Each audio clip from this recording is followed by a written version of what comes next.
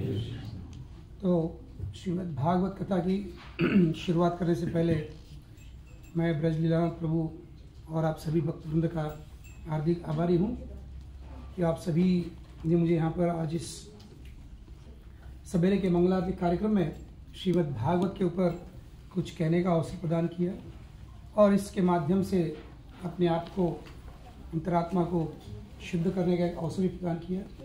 इसलिए मैं आप सभी का आभारी हूँ। तो हम आज के भागवत में भागवत के प्रथम स्कंद के 12वें अध्याय के 6वें, 7वें और 8वें श्लोक पर जो है हम चर्चा करेंगे।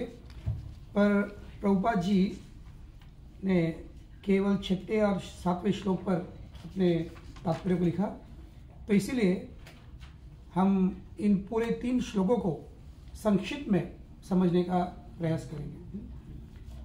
तो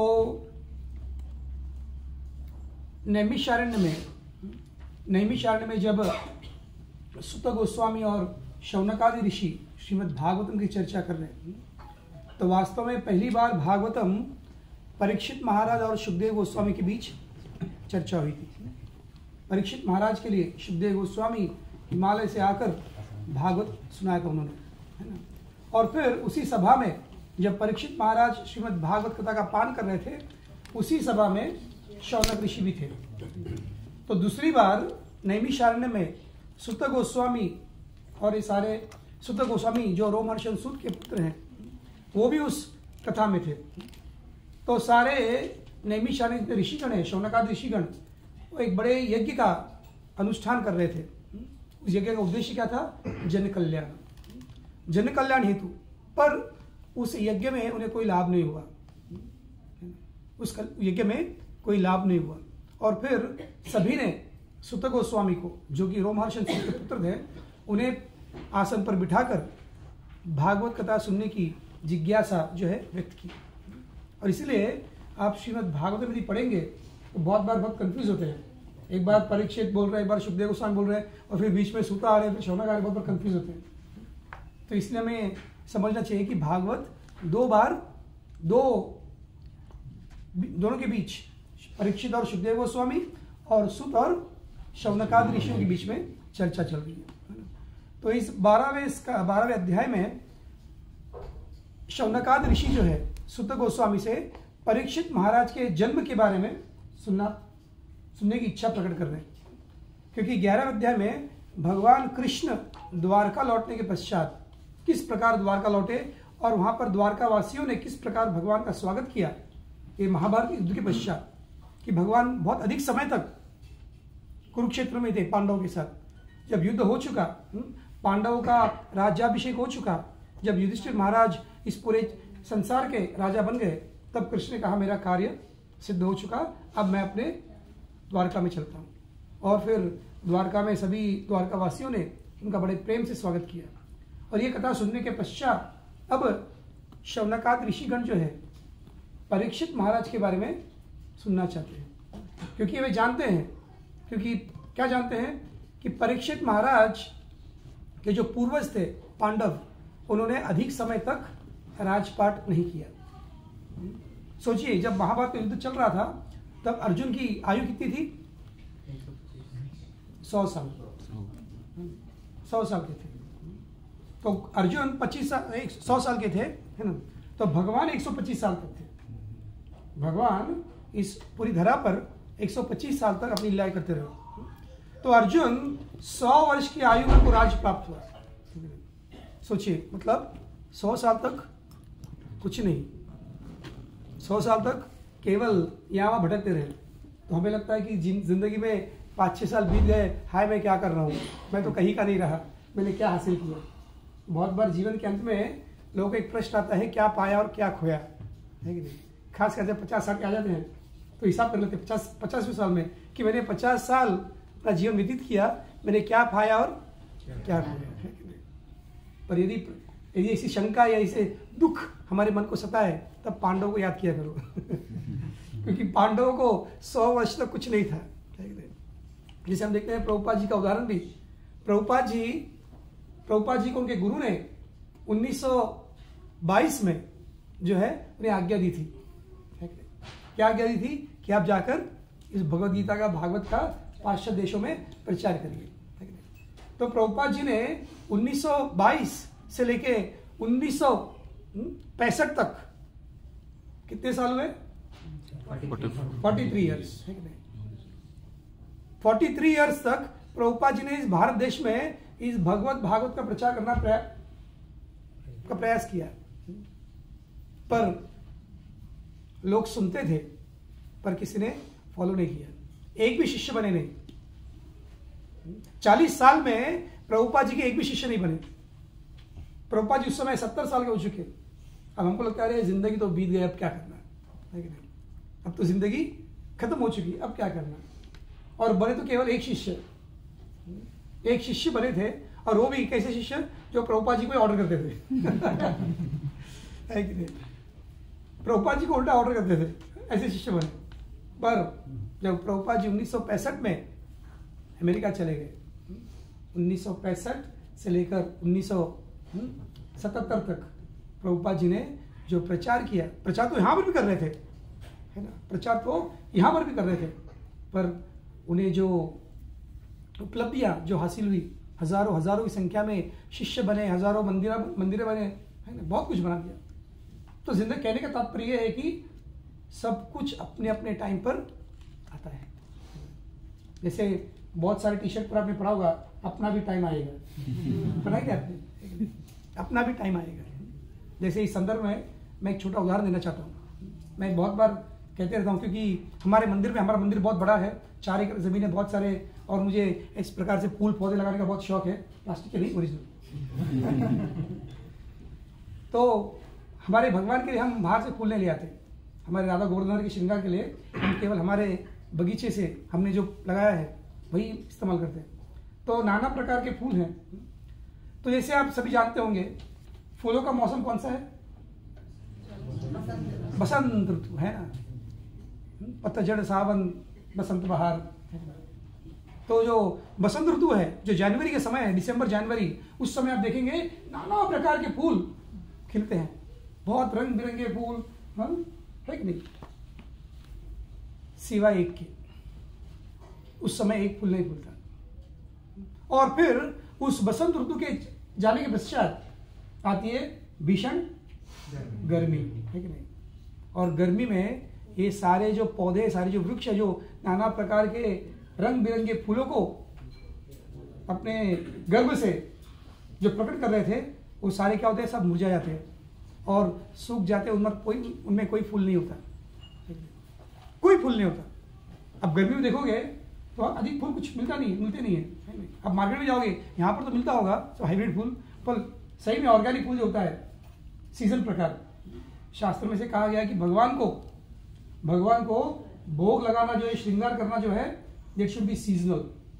हरि भक्ति विलास में आप पढ़ेंगे तो भगवान को सीजनल, उस सीजन में जो फल फूल उपलब्ध होते हैं, जो सब्जियां उपलब्ध होती है, वही भोग लगाना चाहिए। पर हम तो 12 महीने कुछ भी भोग लगा देंगे, ठंडी में भी हम भगवान को आम खिला देंगे और केवल भगवान को नहीं, हम भी खाएंगे। इसलिए क्या होता है, बीमारी का घर बन जाता है। सारी बीमारियों का इमिटेशन कारण क्या है, अनसीजनल। तो इस गर्मी में, भारी गर्मी में कोई भी फूल नहीं खिलता, सारे वृक्ष जो है इस गर्मी के मारे सूख जाते हैं। पर एक फूल होता है जो केवल गर्मी में खिलता है। आपको पता है कौन सा? ना कोई नहीं,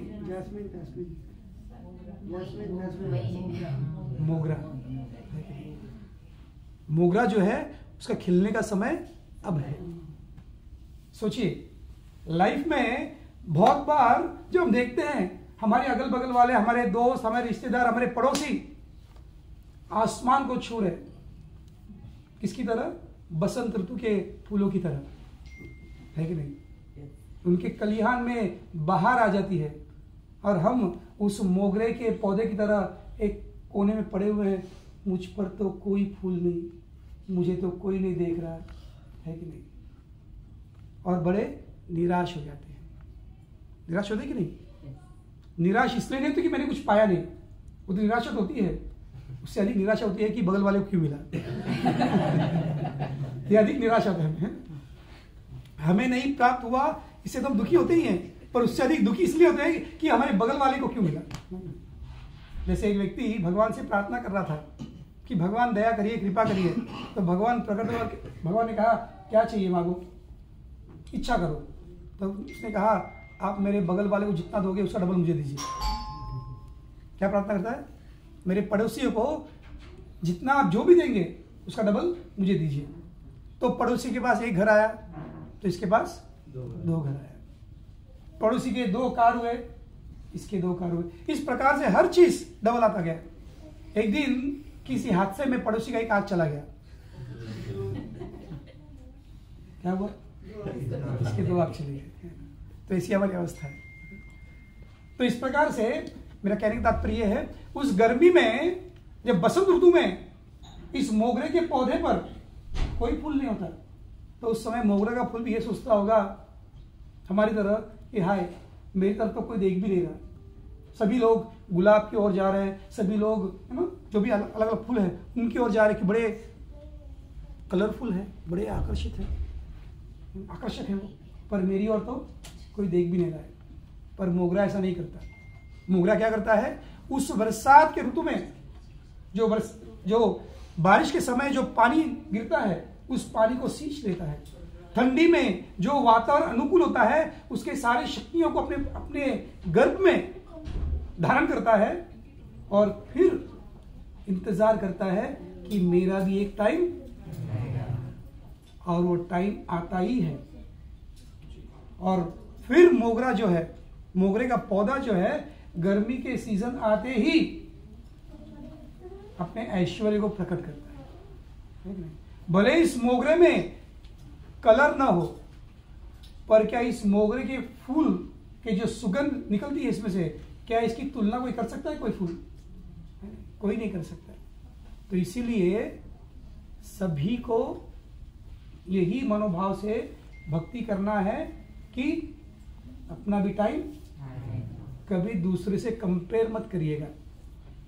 every dog has its own day, English में कहते हैं हर कुत्ते का अपना एक दिन होता है। तो उनका कर्म अभी चमक रहा है, उनके तारे गर्दिश में हैं, कुछ समय के बाद हमारे तारे भी गर्दिश में हैं। सो डोंट बॉदर, टेंशन मत लीजिएगा। पांडवों ने कभी टेंशन नहीं लिया। 100 साल की आयु तक उन्हें कुछ भी प्राप्त नहीं था, प्राप्त था तो केवल दुख ही दुख। पर उस अवस्था में भी वो पांडव क्या कर रहे थे?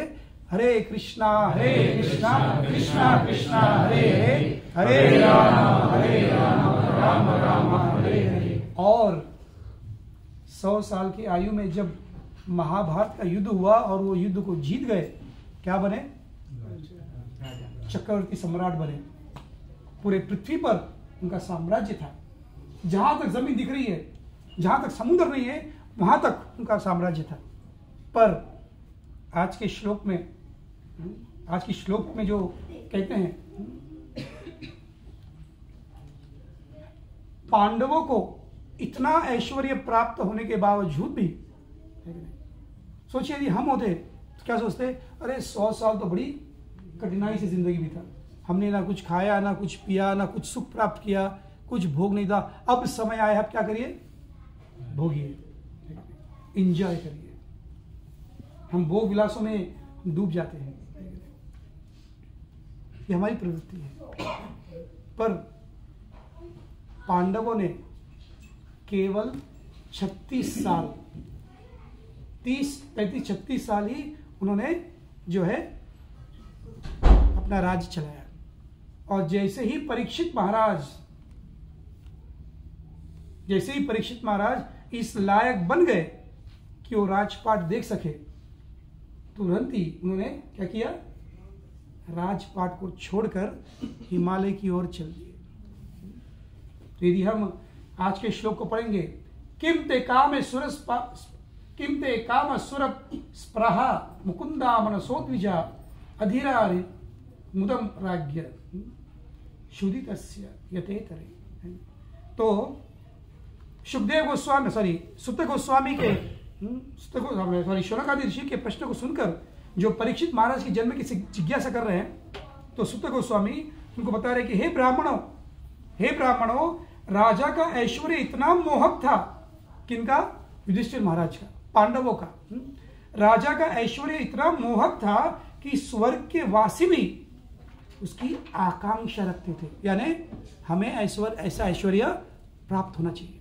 अब हम जानते हैं स्वर्ग का ऐश्वर्य क्या होता है, पर पांडव को उससे भी अधिक ऐश्वर्य प्राप्त था। इतना अधिक ऐश्वर्य प्राप्त था कि स्वर्ग के देवता भी उस ऐश्वर्य की आकांक्षा कर रहे थे। तो राजा का ऐश्वर्य इतना मोहक था कि स्वर्ग के वासी भी उसकी आकांक्षा रखते थे। लेकिन ये बहुत इंपॉर्टेंट है, भक्तों में और अभक्तों में ये लेकिन शब्द का ही फर्क है। ये लेकिन में ही भक्त और अभक्त के बीच में जो है एक दीवार है। ये लेकिन शब्द, बट जिसका ऐसा ऐश्वर्य हो, क्या उसके दो पैर नीचे जमीन पर टिकेंगे? वो तो हवा में उड़ जाएगा। कुछ नहीं होता फिर भी उड़ जाते हैं कि नहीं? थोड़ा कुछ ऐश्वर्य, थोड़ा कुछ पैसा आ जाए, और वो भी जो जन्मजात, जो अपने खानदानी रईस जो होते हैं ना, उनको इतना अहंकार नहीं होता। आपने देखा होगा जो खानदानी रईस है वो दोनों पैर नीचे रखकर चलते हैं, और जो बीच में सडनली उनको ऐश्वर्य प्राप्त हुआ, बस वो तो हवे में उड़ते हैं ना। तो पांडवों को ऐसे ही हाल था। पर यहां पर कहा गया है लेकिन चूंकि वे भगवान की सेवा में लीन रहते थे, अतएव उन्हें भगवान की सेवा के अतिरिक्त कुछ भी तुष्ट नहीं कर सकता था। भगवान की सेवा के अतिरिक्त कुछ भी तुष्ट नहीं कर सकता था। हम सोचते हैं हमारे इंद्रियों की तुष्टि, हमारे मन की तुष्टि, हमारे शरीर की तुष्टि किससे होगी? ऐश्वर्य से होगी, इस भौतिक धन से होगा, ऐश्वर्य से होगा। इसीलिए हम जीवन भर उन्हें प्राप्त करने की कामना करते हैं ना, और सोचते हैं कि यदि ये हुआ, ये इसकी प्राप्त हो गई तो ही हम सक्सेसफुल है, नहीं तो जिंदगी बेकार है। माल है तो ताल है, वरना तू कंगाल है, बेकार है। इस सिद्धांत को, इस धारणा से हम जीवन व्यतीत करते हैं और बस सोचते हैं कि कुछ भी हो जाए, बस धन को पाना है, पोजीशन को पाना है, गाड़ी चाहिए, बंगला चाहिए, शारजा में चाहिए, या बुर्ज खलीफा में सबसे ऊपर का जो फ्लैट है, सबसे ऊपर जो ऑफिस है, वहां पर मेरा होना चाहिए कि मैं लोग कह सकूं मैंने क्या प्राप्त किया। प्राप्त करना कोई गलत बात नहीं। अब ये मत समझिएगा अरे आप तो साधु हो, आप तो ऐसा कह सकते हो, पर हम तो गृहस्थ हैं, हमें तो ये सब जरूरत है। प्राप्त करिए, अधिक प्राप्त करिए। यदि कल को बुर्ज खलीफा से बड़ा कोई बिल्डिंग बने ना, उससे सबसे ऊपर के फ्लोर में आप अपना ऑफिस बनाइए, अपना घर लीजिए, कोई प्रॉब्लम नहीं। भौतिक ऐश्वर्य को प्राप्त करना कोई प्रॉब्लम नहीं है। जैसे आप देखेंगे पांडवों ने भी युद्ध किसने किया? राजपाट के लिए किया है कि नहीं? तो राजपाट को पाना, धन की प्राप्ति करना, यश को पाना, यश को प्राप्त करने की आशा रखना, ये कोई गलत नहीं है। पर गलत क्या है? इस भाव में जीवन व्यतीत करना कि ये सब कुछ मुझे सुख प्रदान करेंगे, ये गलत भावना है।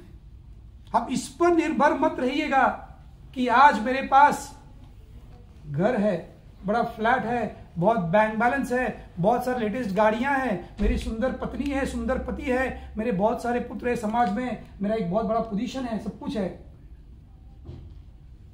तो ये आपको सुख प्रदान करेंगे? नहीं, ये आपको सुख प्रदान नहीं कर सकते। क्यों? क्योंकि ये सब भौतिक चीजें हैं। भौतिक वस्तुएं केवल भौतिक वस्तुओं को सुख प्रदान कर सकते हैं।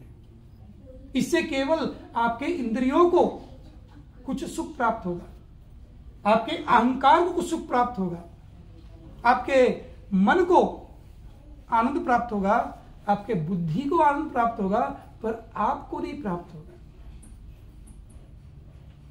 क्योंकि चाहे इंद्रियां हो या मन, बुद्धि, अहंकार हो, ये सब भौतिक जड़ वस्तुएं हैं। क्या ये? भौतिक जड़ वस्तुएं, और इनको संतुष्ट होने के लिए भौतिक जड़ वस्तुओं का ही आवश्यक है। पर हम जो हैं, हम ये भौतिक जड़ वस्तु नहीं है, हमारा स्वरूप आध्यात्मिक है, हम भगवान के अंश हैं, हम आत्मा है, और हमारा स्वरूप भगवान के नित्य सेवा में लीन होना है। प्रभुपाद जी तात्पर्य में यही कह रहे हैं, हर जीव को 2 मौका है, 2 अवसर है। क्या है? या अपने इंद्रियों की सेवा में लग जाए, और लगता है कि हम इंद्रियों की सेवा में लगना मतलब क्या? इंद्रियों के दास बनना, है कि नहीं? हम सब क्या कर रहे हैं? इंद्रियां डिमांड कर रही हैं, आंखें कह रही है मुझे कोई अच्छा रूप दिखाओ, है कि नहीं? तो हम आंखों क्या कर रहे हैं? एक अच्छा रूप प्रदान कर रहे हैं। कान कह रहे हैं हमें कोई अच्छा सुनने को दिला दो, मांग कर रहे हैं हमारी मांगे पूरी करो। पंच इंद्रियां क्या की? सिर्फ सुबह से लेकर शाम तक हमारे पंच इंद्रियां जो है एक ही डिमांड कर रही है। क्या कह रही है? हमारे इच्छाओं की। आंख कह रहा है मुझे सुंदर रूप दिखला दो, है कि नहीं? कान कह रहा है मुझे सुंदर शब्द सुना दो, है कि नहीं? म्यूजिक सुना दो। नाक कह रहा है मुझे अच्छी खुशबू सुना दो, है कि नहीं? मतलब घूम रहे मार्केट में पूरा परफ्यूम, और यहाँ पर जहाँ पे जाओ किसी पर परफ्यूम खुशबू आती है। तो ये किनका डिमांड है? ये नाक का डिमांड। एक डिमांड के लिए पूरा मार्केट बना हुआ है, पूरी इंडस्ट्री चल रही है। किसके लिए? केवल ये इंडस्ट्री नहीं, पूरा भौतिक संसार ही चल रहा है। किस लिए? हमारे इंद्रियों के डिमांड को, इच्छाओं को पूरा करने के लिए। नाक कह रहा है मुझे खुशबू चाहिए, कान कह रहा है मुझे शब्द चाहिए, आंख कह रहा है मुझे रूप चाहिए, जीवा कह रही है मुझे स्वाद चाहिए। इतना बड़ा किचन किसके लिए? 2 इंच का जीभ, 2 इंच की जीवा जो है इतना बड़ा बड़ा किचन सेटअप करा लेता है कि नहीं? उससे बड़ा तो आपका चमचा होता है, टेबल स्पून या टी स्पून, उसे 2 गुना 3 गुना अधिक बड़ा। पर वो क्या कर रहा है? किचन सेटअप करवा रहा है आपसे। और सबसे भयानक क्या है? हमारा चर्म कह रहा है मुझे स्पर्श करवाओ। चर्म को क्या चाहिए?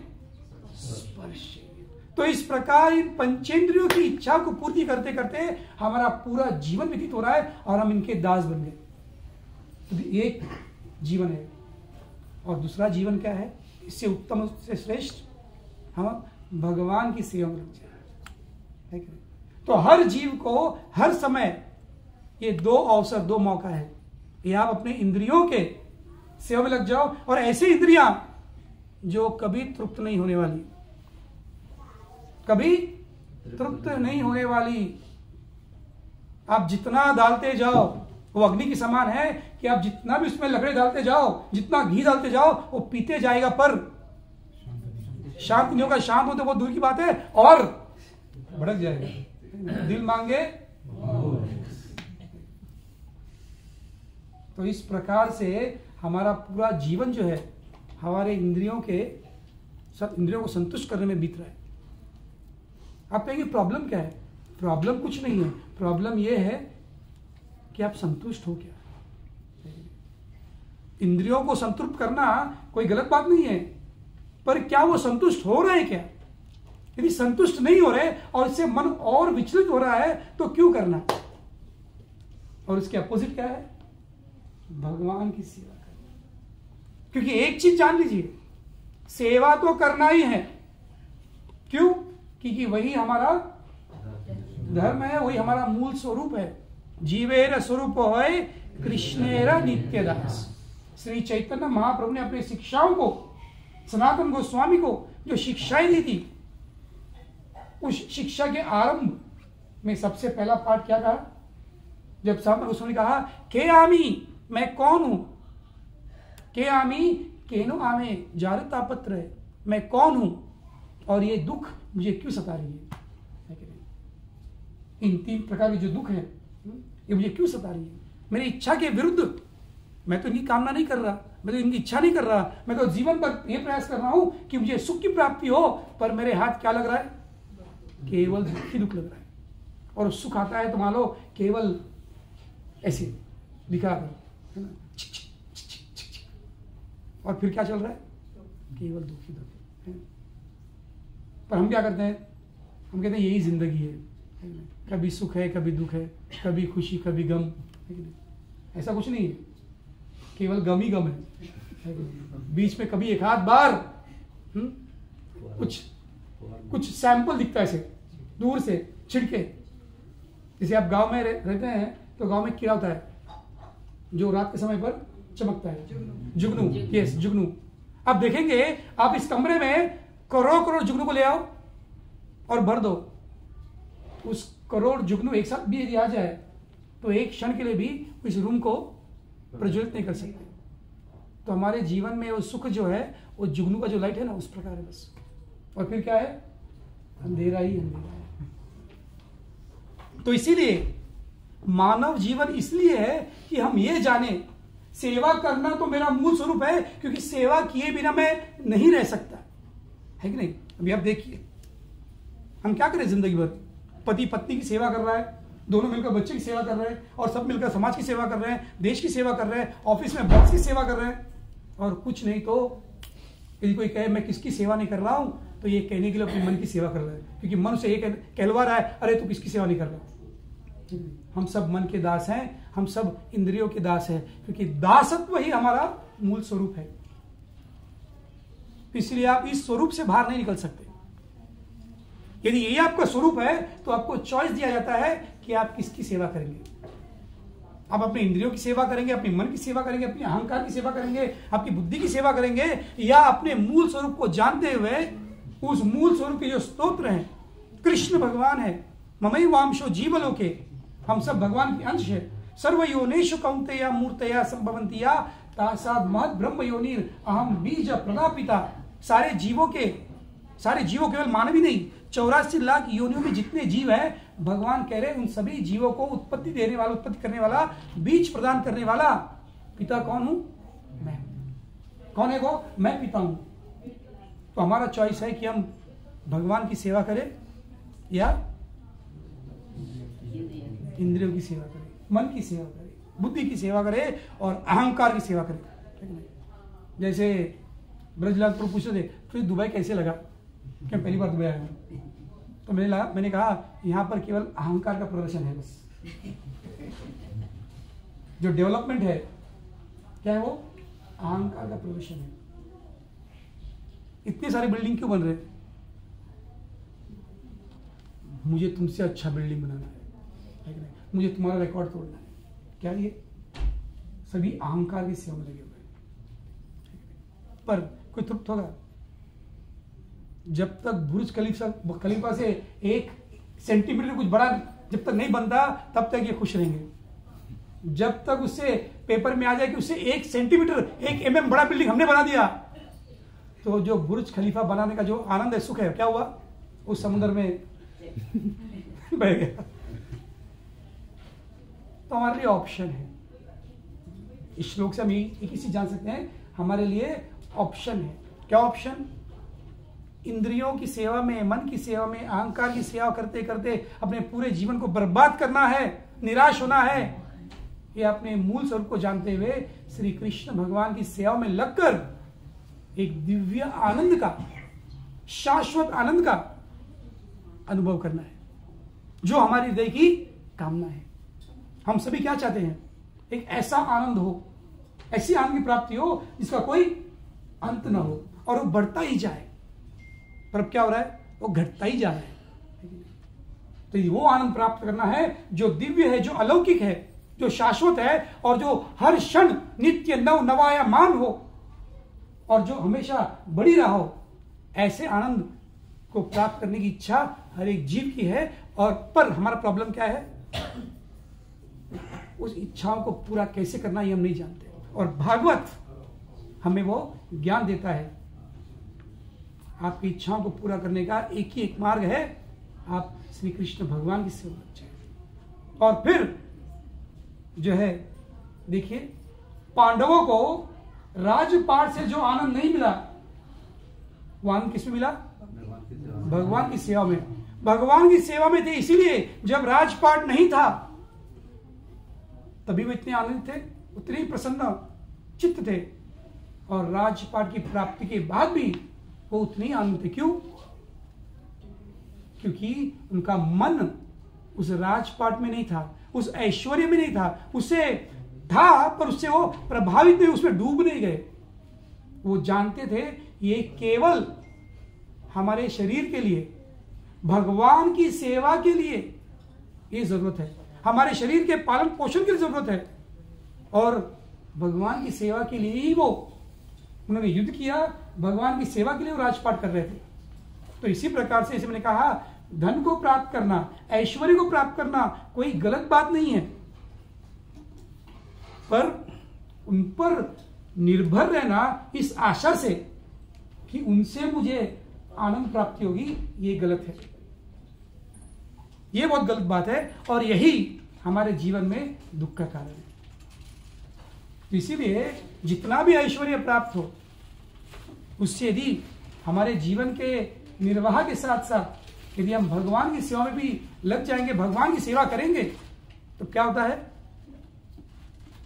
दोनों हो जाते हैं, शरीर भी खुश, मन भी खुश, अहंकार भी खुश, और सबसे अधिक आत्मा खुश। क्यों?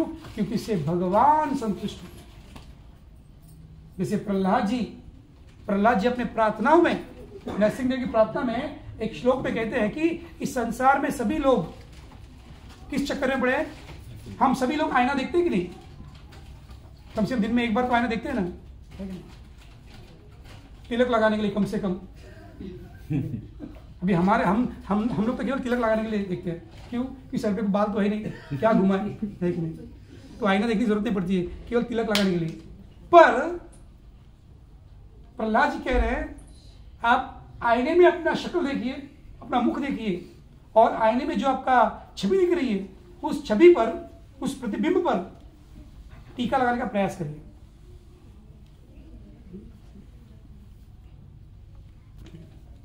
यदि आईने में जो आपकी छवि दिख रही है, उस पर यदि आप टीका लगाने का प्रयास करेंगे, तो टीका किसे लगता है? छवि पर लगती है क्या?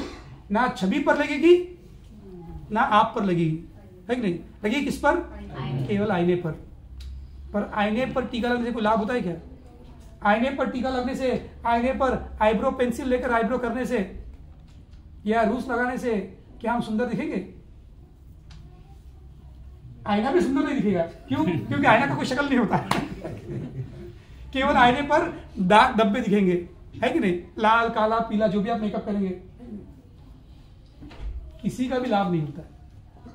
पर उस आईने पर, आईने में जो प्रतिबिंब दिख रहा है, आपका जो छवि दिख रही है, उस पर टीका लगाने के बजाय यदि आप अपने माथे पर टीका लगाइए, अपने माथे पर रूस लगाइए, तो क्या होगा? आपके साथ साथ जो आईने में आपकी छवि दिख रही है ना, उस पर भी ऑटोमेटिकली लग जाता है कि नहीं? बिना किसी प्रयास के ऑटोमेटिकली। तो एक तीर दो निशान, है ना? तो इसी प्रकार से हम जो हैं, हम कौन हैं? हम उस भगवान के स्वरूप के अंश हैं। तो भगवान ओरिजिनल स्वरूप है, और हम आईने में दिखने वाले भगवान के प्रतिबिंब हैं। तो हम सब क्या कर रहे हैं? प्रतिबिंब को डेकोरेट करने का प्रयास कर रहे हैं, केवल आईना ही डेकोरेट किया है। पर यदि वही टीका भगवान को लगा दे, है कि नहीं, क्या होता है? भगवान के साथ साथ हमारा भी श्रृंगार हो जाता है। तो इसी प्रकार से जब तक भगवान की सेवा में नहीं लगेंगे, भगवान की सेवा में जब तक नहीं लगेंगे, तब तक आत्मा की जो इच्छा है ना, वो अधूरी रह जाती है। तो इसलिए भगवान की सेवा में रहकर पांडव जो आनंद की अनुभूति कर रहे हैं, उसकी तुलना उस ऐश्वर्य से नहीं करने वाले। पांडवों का सबसे बड़ा सौभाग्य क्या है? कि उन्होंने भौतिक ऐश्वर्य को कभी अपने भक्ति में बाधक बनने नहीं दिया। क्यों बनने नहीं दिया? कि वो सब कुछ, क्योंकि वो सब कुछ भगवान की सेवा में लगा रहे थे। जैसे चैतन्य चरितामृत में चैतन्य महाप्रभु दक्षिण भारत गए, तो कुर्म क्षेत्र गए, तो वहां पर एक कुर्म ब्राह्मण थे। तो ब्राह्मण बड़े ऐश्वर्य थे, बड़े धनिक थे, धनवान थे, वो ब्राह्मण थे, घर संसार बहुत बड़ा था, ऐसे ही बहुत थे। तो चैतन्य महाप्रभु के दर्शन करने के पश्चात, उनके वार्तालाप के पश्चात, वो महाप्रभु से कह रहे कि मैं आपके साथ आना चाहता हूं, मुझे ये नहीं चाहिए, मुझे ऐश्वर्य नहीं चाहिए, मुझे धनवान कुछ नहीं चाहिए, मैं आप ही के साथ आना चाहता हूं, आपके साथ सन्यासी बन जाना चाहता हूं, आपके साथ जीवन व्यतीत करना चाहता हूं। तब महाप्रभु ने क्या कहा, प्रभु कहे ऐसे बात कबू ना कही बात। क्या कह रहे चैतन्य महाप्रभु, ऐसे बात कभी नहीं करना। प्रभु कहे ऐसे बात कबो ना कही बात, ऐसे बात को फिर कभी ना कहना। फिर भैया क्या करूं, गृह राहे, घर पर रहो, घर पर रहो और क्या करो, टीवी देखो, मोबाइल देखो, स्मार्टफोन पर, फेसबुक पर, इंस्टाग्राम में करो। क्या कह रहे हैं, गृह राहे नित्य कृष्ण नाम लेबा, घर पे रहकर कृष्ण का नाम। और फिर क्या करो, जारे देखे तारे कहो कृष्ण उपदेश, हमारा आज्ञा है गुरु भैया तारे यही देश। क्या कह रहे हैं आप, ये प्रोग्राम क्या है, मंगला आरती प्रोग्राम क्या ये, आप सभी तो गृहस्थ है ना, आप सन्यासी नहीं है और सन्यास बनने की जरूरत भी नहीं है। आप जहां पर हैं जैसे भी है, धन कमाइए, ऐश्वर्य को अर्जन करिए, पर क्या करिए, गृह राहे निरंतर कृष्ण नाम लई, जो आप कर रहे हो। और फिर आप उसके साथ में आप क्या कर रहे हैं, ये मंगला कार्यक्रम क्या है, प्रचार है। जारे देखे तारे कहो कृष्ण उपदेश, हमार आज्ञा है गुरु भैया तारे देश। ये श्लोक जो है दक्षिण भारत में, खासकर हम तेलुगु लोगों को ये आज्ञा दिया गया है महाप्रभु ने। इसलिए आप देखेंगे पूरी दुनिया में आज तेलुगु लोगों का बोलबाला है, दक्षिण लोगों का बोलबाला। जो जितने बड़े प्रचारक है, जितने बड़े बड़े जो भी मंदिर बन रहे हैं, सब साउथ में बन रहे हैं। अमेरिका में देखा तो पूरे तेलुगु लोग ही दिखेंगे आपको। तो मैं जिस ऐसे कह रहा हूँ, अब भी ऐसे कह रहे हैं हम नहीं कर रहे क्या, कल तेलुगु लोग ही क्या, फिर एक बड़ा युद्ध हो जाएगा यहाँ पर। तो ये मेरा उद्देश्य नहीं है। कह रहे महाप्रभु जी कहा, और फिर महाप्रभु लास्ट में कह रहे, यदि ये दो कार्य जो मैं आपको करने के लिए कह रहा हूं, आप साधना करो, भक्ति करो और प्रचार करो, उससे क्या होगा, कबो ना बादी बेतो मार विषय तरंगे। तो पहले उन्होंने क्या कहा था कि विषय तरंग जो है बहुत कठिन है, उनको सहना, मैं सहन नहीं कर पा रहा हूं, इसलिए मैं आपके साथ में चलना चाहता हूं। माया बड़ी तगड़ी है, प्रभुपाद कहते हैं। प्रभुपाद की हिंदी लेक्चर सुनोगे तो प्रभुपाद माया बड़ी जबरदस्त है, माया बड़ी तगड़ी है, प्रभुपाद ऐसे हिंदी यूज करते हैं। तो ये भी वही कह रहे थे। तो महाप्रभु कह रहे कोई प्रॉब्लम नहीं, घर पर ये दो कार्य करोगे तो क्या होगा, कबो ना बादी बेतो मार विषय तरंगे। ये विषय के जो तरंग है ना, वो आपको भी सताएंगे नहीं। पुनरपि यही था पाबे मोरा संगे, और फिर से आपका और हमारा मिलन।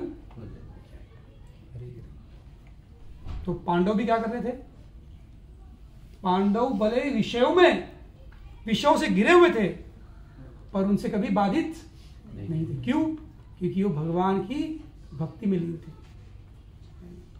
भगवान की भक्ति में लीन थे। और अंत में ये कहना चाहूंगा, मैं परपट पढ़ा नहीं, पर जो भी सारांश रूप में कहना चाह रहा हूं, अंत में आप प्रश्न करेंगे, पर बहुत सारे लोग डर लगता है, भक्ति तो अच्छी बात है, करना चाहिए, पर करेंगे तो फिर हमारा भौतिक जीवन का क्या होगा, मुझे तो जिंदगी में ये प्राप्त करना है, ये हासिल करना है, ये बनना है, वो बनना है, अपना तुमका बनना है, कहीं ये बाधक बनेंगे तो मैं पूरा पीछे हट जाऊंगा।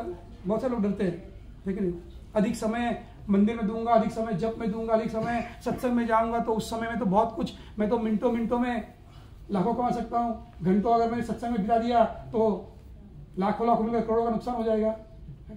इस भय से बहुत सारे लोग जो है भक्ति में आने के लिए आगे पीछे होते हैं। टेंशन मत लीजिए। मैं हमेशा मेरा फेवरेट एग्जाम्पल देता हूँ। आप सभी ने, माताओं ने घर में आप पकौड़ी बनाते हैं, भजिया बनाते हैं नहीं? तो भजी बना के क्या करते हैं आप, समझो आपने मिर्ची का भजी बना दिया, तो पहले क्या करते हैं आप, मिर्ची लेंगे, उसे काटेंगे और फिर बेसन को भिगाएंगे, है कि नहीं, पानी डालेंगे, बेसन का गूंद लोट बना लेंगे, और फिर उसमें डुबा कर आप कड़े में डालते हैं, है कि नहीं। तो हमने सब कुछ जो प्रयास किया किस लिए, पकोड़े के लिए, है ना। पर पकोड़े के साथ साथ जब हम पकोड़े को बर्तन से उस बेसन से डुबाकर कड़े में डालते हैं, उसके साथ साथ क्या बनता है, बूंदी बन जाता है कि नहीं, बनता है कि नहीं बूंदी, लंबा चौड़ा पतला मोटा अलग अलग शेप के बूंदी बनते हैं कि नहीं। तो आपने इतना प्रयास किसने किया, भजी के लिए किया, पकोड़े के लिए किया, बूंदी के लिए, हाँ भजी के लिए, पकोड़े के लिए, है ना। पर साथ ही साथ क्या बन गया, बूंदी। आपने बूंदी के लिए कोई प्रयास किया, अपने बिंदु के लिए कोई मशीन चलाई, अपने आप बन गया। तो इसीलिए कृष्ण भक्ति जो है पकोड़े भजी बनाने के समान है। भजिया बनाओ और पको, बूंदी जो है अपने आप ही आ जाएगा। तो यदि भक्ति करेंगे, है कि नहीं, यदि भक्ति करोगे तो बाकी सब जो जब जब आना है, जितना आना है, सब अपने आप अपने कर्म के अनुसार जिस समय जो आना है, जितना आना है, जब जब जो जो होना है, जब जब जो जो आना है, तब तब सो आएगा ही, क्योंकि वह कर्म पर आधारित है। जितना आपके कर्म है, जो आपके नसीब में है, नसीब से ज्यादा और समय से पहले कभी किसी को कुछ नहीं मिलता है। जैसे हम सब मंदिर में आते हैं, भगवान आप कृपा बनाए रखिए, मुझे अच्छा जॉब दीजिए, मेरा ब्याह हो, मुझे अच्छी पत्नी मिले, अच्छा जॉब मिले, या अच्छा पैसा मिले, घर बने, यही प्रार्थना करते हैं ना। कभी कोई मंदिर में आकर ये कहता है क्या, भगवान मेरी तंगी टूट जाए, मेरा बिजनेस फ्लॉप हो जाए, बैंकरप्ट हो जाए, यहाँ पर बहुत बार नया हॉस्पिटल बना है, सुना है बहुत अच्छा है, डॉक्टर बहुत अच्छे हैं, नर्स भी बहुत अच्छी है, कुछ दिन अगर बीमार हो जाऊं तो एक हफ्ते जाकर वहाँ पर रहकर आऊं, ऐसा कुछ प्रबंध करिए। तो कुछ प्रार्थना करते हैं क्या? हम बूढ़े हो जाए, अब कितनी दिन और जवानी, ये बालों को कंघी घुमाते घुमाते थक गया हूं, थोड़ा झड़ जाता तो अच्छा होता, टाइम बच जाता जब करने के लिए। तो कुछ प्रार्थना करते हैं क्या? कोई नहीं करते, है ना, कोई भी नहीं करता। हम सोचते हैं क्या, अरे भगवान मैंने क्या पाप किया, इसके घर में लुटेरे घुसे, उसके घर में चोर घुसे, क्या उनकी नजर मेरे घर पर नहीं पड़ रही क्या? उनको, आप तो परमात्मा है, तो उनके दिल में बैठकर थोड़ा उनको प्रोत्साहित करिए कि हमारे घर की ओर भी ध्यान पड़े, है कि नहीं, हमारा घर भी लूटे। कभी ऐसा प्रार्थना करते हैं क्या हम? पर होता है कि नहीं, होता है कि नहीं सब? हम बीमार पड़ते हैं, हाथ पैर टूट जाता है, बिजनेस फ्लॉप हो जाता है, सिर पे से बाल गिर जाते हैं, जवानी से हम बुढ़ापा में प्रवेश कर रहे हैं। तो जिस प्रकार से हमारे जीवन में दुख की कामना न करते हुए भी दुख को प्राप्त कर लेते हैं, उसी प्रकार से सुख की भी कामना करने की कोई आवश्यकता नहीं है। जब वो आना है वो फिक्स है। पर फिक्स क्या नहीं है? भगवान की भक्ति। भगवान की भक्ति फिक्स नहीं है, तो इसीलिए जो फिक्स है उसे प्राप्त करने का प्रयास मत करिए। जो आपके नसीब में नहीं है, जो फिक्स नहीं है, उसे प्राप्त करने का प्रयास करिए। वो क्या है? भगवान की भक्ति। और जब भगवान की भक्ति प्राप्त होगी ना, और भगवान की भक्ति में, भगवान की सेवा में, भगवान के नाम जप में, भागवत श्रवण में, भागवत अध्याय में, भागवत का जो पाठ है उसमें वो जो आनंद आएगा, उस आनंद की प्राप्ति के बाद ये सब चीज क्या होगा? आपको तुच्छ लगेगा। जिस प्रकार यहां पर कह रहे हैं, अतएव उन्हें भगवान की सेवा के अतिरिक्त कुछ भी नहीं तुष्ट कर सकता था। तब हमें कुछ भी तुष्ट, किसी वस्तु विषय से हमें संतुष्टि नहीं होगी और हम उसकी लाभ कामना भी नहीं करेंगे, है ना। ये भगवान जो आनंद प्रदान करते हैं आत्मा को, उनके संबंध में, उनकी सेवा में, वो आनंद को हम भौतिक वस्तु विषयों से, अपने इंद्रियों की सेवा से प्राप्त नहीं कर सकते। उन्हीं भौतिक वस्तु विषयों को अब जब भगवान की सेवा में इस्तेमाल करेंगे तो क्या होगा? आनंद प्राप्त होगा। इसीलिए भौतिक वस्तु विषयों को प्राप्त करना गलत नहीं है। आप बहुत पैसा कमाइए, मेरी भगवान से प्रार्थना है, आप सभी लोग बहुत धन प्राप्त करिए, अच्छा अच्छा घर करिए, अच्छे पोजीशन में आइए, और उस पर निर्भर मत रहिए। निर्भर रही तो केवल भगवान के ऊपर। क्यों? क्योंकि एक दिन ये सबको छोड़ना है। अंत में केवल एक ही विषय कहूंगा। जैसे अर्जुन, आप श्रीमद् भागवत के प्रथम स्कंद के 15वें अध्याय में यदि आप पढ़ोगे, 5वें श्लोक, आप घर पर जाकर पढ़िएगा, 1, 15 और 5। जब कृष्ण अंतर्धान हुए तो भगवान सारे द्वारका की पटरानियों को लेकर हस्तिनापुर आ रहे थे, है ना। जब आ रहे थे तो रास्ते में कुछ लड़के मिलकर, 10-12 लड़के मिलकर अर्जुन का युद्ध किया और अर्जुन को हरा दिया। अर्जुन हार गए, कोई आदिवासी बच्चों से हार गए। जिस अर्जुन ने 18 दिन में 64 करोड़ वीरों का हत्या कर दी थी, उनको मारकर जीत गए युद्ध में, वो अर्जुन किससे हारा? आदिवासी बालकों से, बच्चों से। और तो अर्जुन विचार कर रहे हैं, अर्जुन जो बैठकर विचार कर रहे हैं, अरे मैं तो वही अर्जुन हूं, मेरे हाथ में तो वही गांडी धनुष है, ये तो वही रथ है, जिस व्यक्ति ने इसी रथ के साथ, इसी गांडी के साथ महाभारत का युद्ध जीता, आज वो व्यक्ति इन आदिवासी बालकों से कैसे हार गया? तो विचार कर रहे हैं फर्क क्या है? उस समय मेरे रथ पर भगवान विराजमान थे और आज रथ खाली है, वो सीट खाली है वहां पर। तो इसलिए प्रभुपाद जी उस तात्पर्य में लिखते हैं कि बहुत बार भगवान अपने भक्तों को या जीवों को उनकी सेवा के लिए बहुत सारा ऐश्वर्य प्रदान करते हैं, उनके मिशन के लिए, उनकी सेवा के लिए, उनके मिशन में सेवा करने के लिए अपने भक्तों को बहुत सारा ऐश्वर्य जो है प्रदान करते हैं, चाहे वो धन हो, चाहे बुद्धि हो, चाहे सौंदर्य हो, चाहे ज्ञान हो, बहुत कुछ प्रदान करते हैं जिससे कि हम भगवान की सेवा करते हैं। पर वो जब सेवा की पूर्ति हो जाती है, जब वो मिशन फुलफिल होता है, तो भगवान क्या करते हैं? उनके द्वारा दिए गए सारे ऐश्वर्य को फिर से निकाल ले लेते हैं। It withdraws it back. तो प्रभुपाद जी कहते हैं, अरे बाप रे, ये क्या है? ऐसा बड़ा दुख होता है ना। और 99.99% जो भक्त बनते हैं ना, जो भक्ति में टिके हुए, वो इसलिए टिके हुए कि हम जब से जप करना हमने शुरुआत की है, जब से भक्ति में आ गए, लाइफ सेट हो गया। मैं कह रहा हूं, ओपनली कह रहा हूं। यदि शुरुआत से हमारे जीवन में भक्ति में आने के बाद नाम जप के शुरुआत करने से यदि प्रॉब्लम पर प्रॉब्लम आते ना, हम में से कोई भी टिका नहीं रहता है कि नहीं? अपने आप पे प्रश्न करिए। हम इसलिए टिके हुए हैं कि कुछ बहुत सारे भौतिक लाभ हो रहे हैं हमें, है कि नहीं? बहुत सारा धन मिल रहा है, जॉब मिल रहा है, ये हो रहा है, उसके लिए हम टिके हुए। हम सोचते हैं कि ये भगवान की कृपा है, पर ये भगवान की कृपा नहीं है, ये तो केवल कर्म का चक्कर है। और भगवान कृपा भी करते तो किस लिए करते हैं? जैसे कोई नया मॉल खुलता है तो क्या करते हैं? मैंने कल सुना दुबई में फ्राइडे से लेकर संडे तक क्या होता है? ऑफर होता है सस्ते में। क्यों? धंधा करने के लिए, पैसे कमाने के लिए। तो इसलिए भगवान भी नए नए लोगों को अपने सेवा में बनाए रखने के लिए, टिकाए रखने के लिए, जोड़े रखने के लिए, या हुक करके रखने के लिए स्टार्टिंग क्या देते हैं? कुछ ऑफर देते हैं।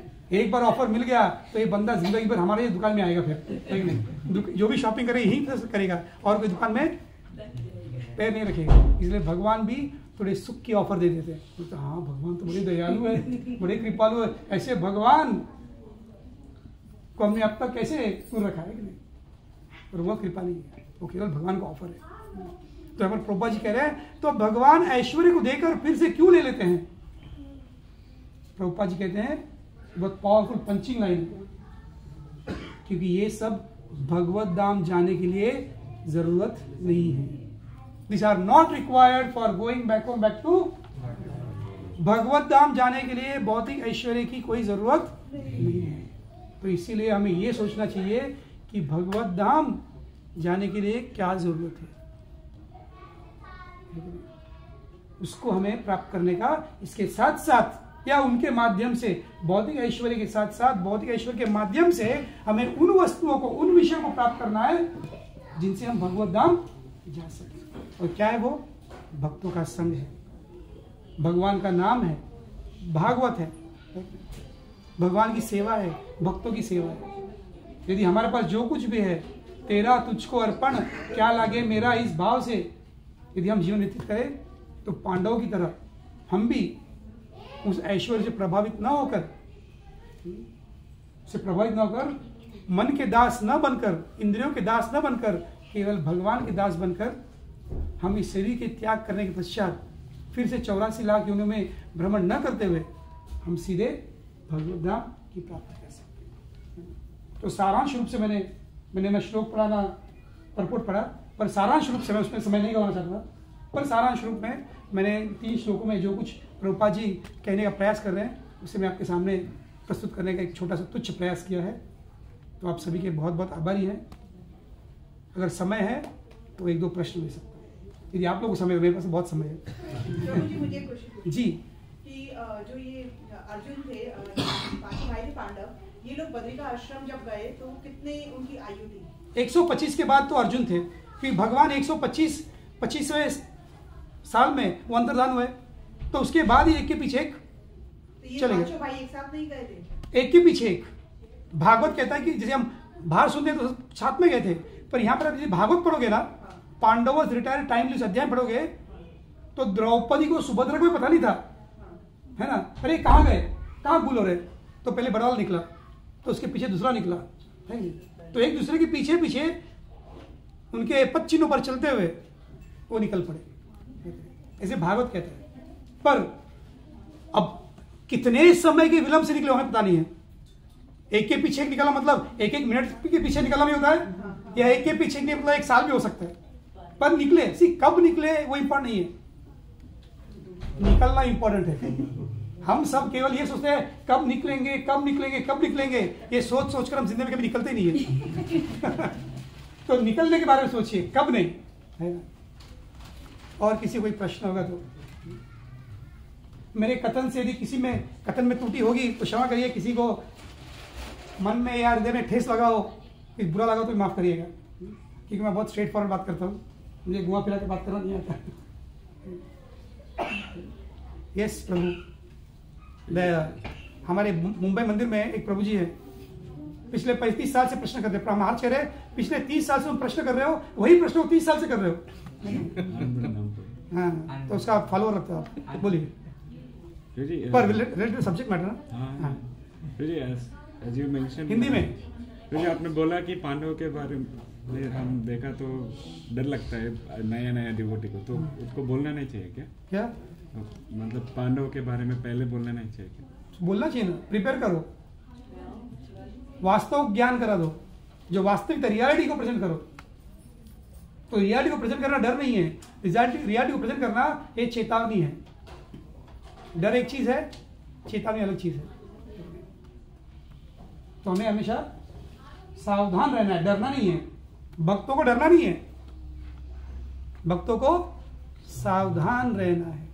तो सावधानी के लिए, जैसे आप कहते हैं रोड क्रॉस करेंगे तो गाड़ी आपको उड़ा के चली जाएगी, फ्लाइट में आपका एक्सीडेंट हो, हम सुनते हैं ना, फ्लाइट क्रैश होगा, तो डरना चाहिए क्या करना चाहिए? ऐसे कार में बैठे कार चलाने में डरने के बजाय हमें क्या करना चाहिए?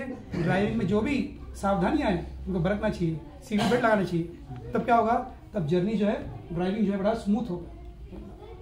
You don't have to fear. Krishna conscious is not meant for fearing, it is meant for cautioning. तो आप सभी का फिर से एक बार बहुत आभार प्रकट करना चाहूंगा। एक प्रश्न, जी। आपने जैसे डॉक्टरी करी, आपने डॉक्टरी के बाद आपको क्या चीज सबसे ज्यादा इंस्पायर करी कि आप फुल टाइम आप डिवोशनल सर्विस में आ गए? ये बहुत बड़ी बात है, बहुत बड़ा स्टोरी है, पर एक ही इच्छा थी कि मैंने देखा कि बहुत सारे लोग, खासकर जो युवा पीढ़ी है, ऐसी कुछ घटी।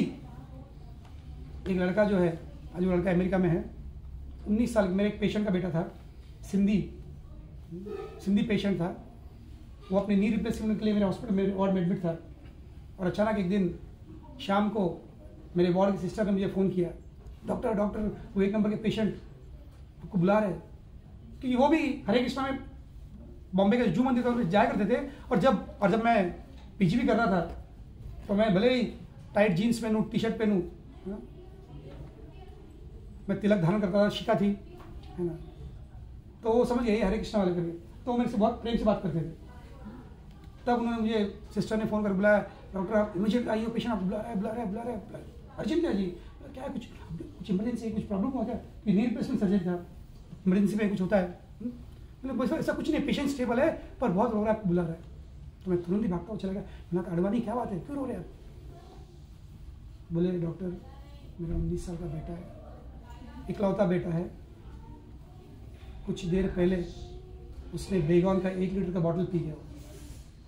जानते ना बेगॉन, कॉकरोच मारने वाला दवा जो घर में रखते हैं, वो पी गया। इसीलिए आप उसके लिए प्रार्थना करिए, उसके लिए जप करिए, मेरा बेटा बच जाएगा। और आप कोई टेंशन मत लो, भगवान रक्षा करेगा। समौर दिया, वो लड़का मरते मरते बच गया। यदि आप उसको देखोगे ना, तो आज का रणबीर कपूर जो है इतना स्मार्ट दिखता है। सिंधी होते ना, सिंधी तो पहले गोरे चट्टे होते, हाइट बीट बॉडी सब कुछ है, तो इतना स्मार्ट, मरते मरते बच गया। और फिर कुछ दिनों के बाद तो मैंने कहा, जब तुम्हारा बेटा, उसने कहा मेरा बेटा बच गया, बोले मुझे मिला उससे, मुझे मिलना है उससे। तो बोले वो आएगा एक दिन। और जैसे ही मैं एक दिन हॉस्पिटल पहुंचा, मैं एंट्री मारा था मेरे हॉस्पिटल में, तो मैंने देखा कि मेरे पीछे पीछे कोई मुझे फॉलो कर रहा है। जैसे मैं पेशेंट के पास गया शाम को राउंड्स के लिए, तो मेरे पीछे एक लड़का खड़ा था। तो तो इससे ऑलवेज मुझे कहा था पेशेंट ने क्या शाम को मेरा बेटा आएगा, तो मैंने बोला अडमन तुम्हारा बेटा आने वाला था, क्या था आपका बेटा आने वाला था, क्या था, बोला आपके पीछे ही खड़ा है। मैं घूम कर देखा तो 19 साल का जवान नौजवान लड़का, स्मार्ट हैंडसम, वो खड़ा था। और उसके बाद उस लड़के को जो मैंने पकड़ा, पूरे 1 महीने तक ये पेशेंट मेरे साथ में थे, मेरे वार्ड में, और उसका बेटा मेरे रूम में। वो केवल पिता को देखने के लिए आता था, पर बहाना था वो, ये मुलाकात तो एक बहाना है। और मैंने उसे पकड़ा, छोड़ा नहीं। 1 महीने तक उसे अपने साथ में रखा, सुबह शाम उसके लिए कुकिंग करता, हॉस्पिटल में, सोचिए हॉस्पिटल के हमारे छोटे से रूम में। और फिर धीरे धीरे मेरा एक आदत है, मैं जिससे मिलता हूँ जो दुखी होता है ना, मैं डिगिंग में बहुत एक्सपर्ट हूँ, उनके दिल की बात को बाहर निकालने में। कोई मेरे सामने अधिक समय तक टिक नहीं पाता, कोई कितना भी कुने बंद कर ले ढक्कन, मैं अच्छे से ढक्कन खोल लेता हूँ, भगवान मुझे कला दी है।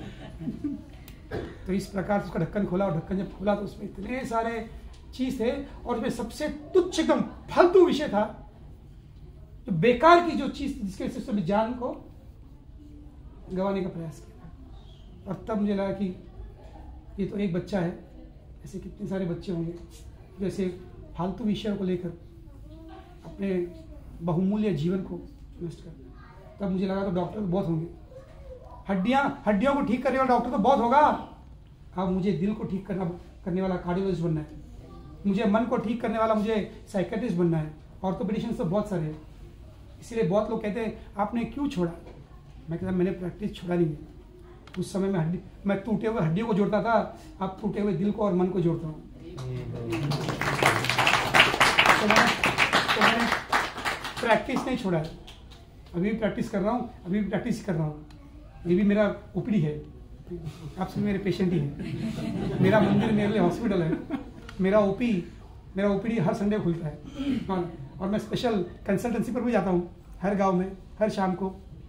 यहाँ पर भी दुबई भी कंसल्टेंसी करने के लिए आया हूँ मैं, बहुत सारे पेशेंटों को देखने के लिए। इंशाअल्लाह। हरे